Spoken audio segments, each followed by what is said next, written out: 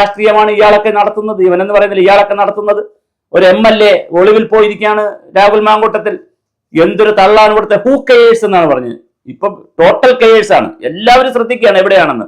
Indian national Congress പോലുള്ള മഹാത്മാഗാന്ധിജിയുടെ ഒരു മഹത്തായ പ്രസ്ഥാനത്തെ നേതാജി സുഭാഷ് ചന്ദ്രബോസും ജവഹർലാൽ നെഹ്റുവും ഇന്ദിരാഗാന്ധിയും രാജീവ് ഗാന്ധിയും എന്നൊക്കെ പറയുന്ന മഹാരഥന്മാർ, മഹാമേരുക്കൾ നയിച്ച പ്രസ്ഥാനത്തിലാണ് ഈ ഏഴാംകിട ഡീക്കിലീസ് ഒക്കെ വന്ന് പെണ്ണ് കേസിൽപ്പെട്ട ഒരു പ്രസ്ഥാനത്തെ ഇങ്ങനെ നിർത്തുമ്പോൾ കോൺഗ്രസിന് എന്ത് സംഭവിച്ചു എന്നത് ഗൗരവമായി ആലോചിക്കണം. കോൺഗ്രസിലെ ഈ കുട്ടിക്കുരങ്ങന്മാരെ കുറിച്ചല്ല അഭിപ്രായം നമുക്ക്. ഇതിനെ പേർന്ന മുതിർന്നവരുണ്ട്, അവരെ ആ വാക്ക് ഞാൻ വിളിക്കുന്നില്ല. മുതിർന്നവരുണ്ട് ഇതിനെ ന്യായീകരിക്കുന്ന. രാഹുൽ മാങ്കൂട്ടത്തിനെയും ഷാഫി പറമ്പിലിനെയൊക്കെ ന്യായീകരിച്ചുകൊണ്ട് അവർ സോഷ്യൽ മീഡിയയിൽ വന്ന് വലിയ ബഹളമുണ്ടാക്കി. അതിനെ പ്രൊമോട്ട് ചെയ്ത് സതീശനെതിരെ എങ്ങനെ പറ്റുമോ എന്ന് നോക്കി. നേരത്തെ രമേശ് ചെന്നിത്തലയ്ക്കെതിരെ പറ്റുമോ എന്ന് നോക്കിയതാണ്. ആ സംഘം മാറി സതീശനെതിരെ പറ്റുമോ എന്നൊക്കെ നോക്കി. എന്തായാലും രാഹുൽ മാങ്കൂട്ടത്തിനെതിരെ ഇനി രാഹുൽ ഈശ്വർ അനുകൂലമായി, രാഹുൽ മാങ്കൂട്ടത്തിന് അനുകൂലമായി രാഹുൽ ഈശ്വർ വന്നു.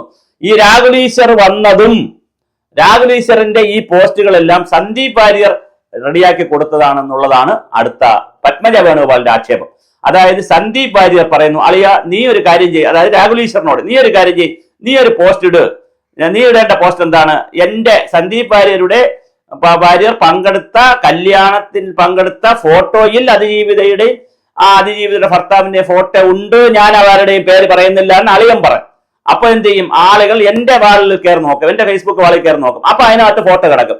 അങ്ങനെ അറിയാൻ പറ്റും. അങ്ങനെ തൊട്ടവനെ തൊട്ട്, തൊട്ടില്ല എന്നൊക്കെ പറഞ്ഞ് ഈ പെൺകുട്ടി ഉണ്ടല്ലോ രാഹുൽ ഈശ്വറിന്റെ ഭാര്യ ഇന്നലെ വന്നിട്ട് പറയുന്നു, അതിജീവിതയുടെ പേര് പറഞ്ഞിട്ടില്ല, പക്ഷെ അതിജീവിതയുടെ ഐഡന്റിറ്റി അറിയുന്ന നിലയിൽ അതിജീവിതയും കൂടെയായിട്ട് സന്ദീപ് വാര്യർ നിൽക്കുന്ന ഫോട്ടോ, അതിജീവിതയും സന്ദീപ് വാര്യരും അതിജീവിതയുടെ ഭർത്താവും ഒക്കെ നിൽക്കുന്ന കല്യാണ ഫോട്ടോ, പാലക്കാട് മറ്റുള്ള ആളുകളാണ് ഈ ഭർത്താവ് എന്ന് പറയുന്നത്. അപ്പൊ ആ കല്യാണ ഫോട്ടോ സന്ദീപ് വാര്യരുടെ ഫേസ്ബുക്കിൽ വരികയും ആ ഫേസ്ബുക്കിൽ വന്ന കാര്യം സന്ദീപ് വാര്യർ അത് രാഹുൽ ഈശ്വറിന് കൊടുക്കുകയും രാഹുൽ ഈശ്വർ ഡയറക്റ്റ് ആയിട്ട് പറയാതെ ഇൻഡയറക്റ്റ് ആയിട്ട് പറയുകയും ചെയ്തപ്പോൾ ആളുകളെല്ലാം പോയി സന്ദീപ് വാര്യരുടെ വാളിൽ നോക്കി, ഫേസ്ബുക്ക് വാളിൽ നോക്കി